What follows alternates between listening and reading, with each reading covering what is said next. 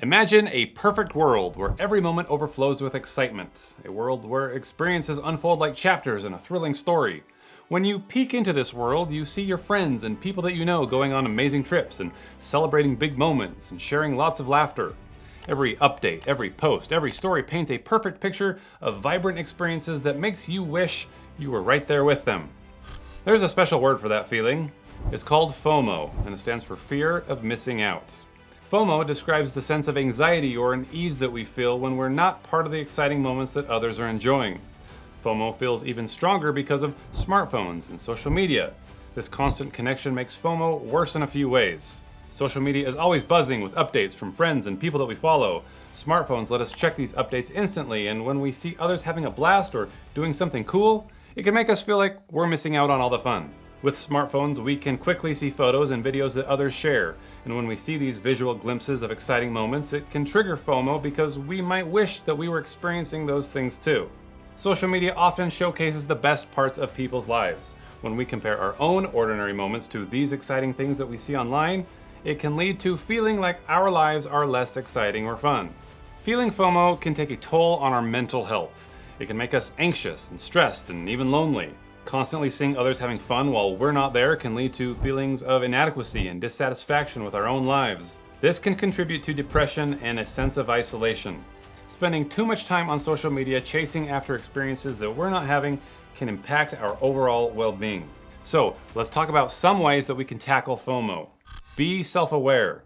Get in touch with your feelings. I know that sounds cheesy, but when that FOMO hits, take a step back and recognize what's going on. Think about why it's affecting you and how you're reacting. This can help put things into perspective. Peek behind the curtain.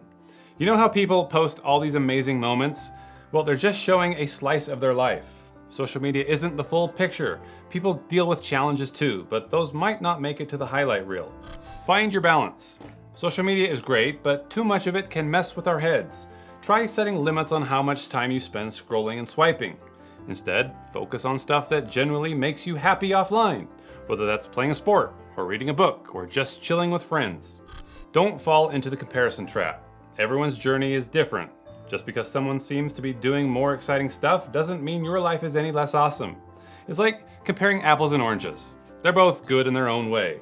Theodore Roosevelt said, "Comparison is the thief of joy." This means that when you constantly compare yourself to others, you rob yourself of the happiness that comes from appreciating your own achievements and circumstances. Practice gratitude. Instead of always focusing on what we lack, let's take a moment to celebrate what we actually do have. I've crossed paths with numerous scammers, many hailing from places in the world where jobs are hard to come by. A while back, I had the chance to visit Liberia, West Africa, which happens to be one of the poorest countries on the planet. There, I got a first-hand look of how people manage to survive on just $2 a day on average. It hit me hard, and it made me realize that my daily struggles were nowhere near what most people face worldwide. It was a big lesson in appreciating the simple things I have. Just to possess a smartphone is something that kings and rulers of the past would have deemed priceless. I mean, think about the history of the world and the enduring struggles that have shaped it. Doing this will create a profound appreciation for the very gift of life itself. A reminder to cherish each moment, seize every opportunity, and recognize the significance of every basic comfort that we often take for granted.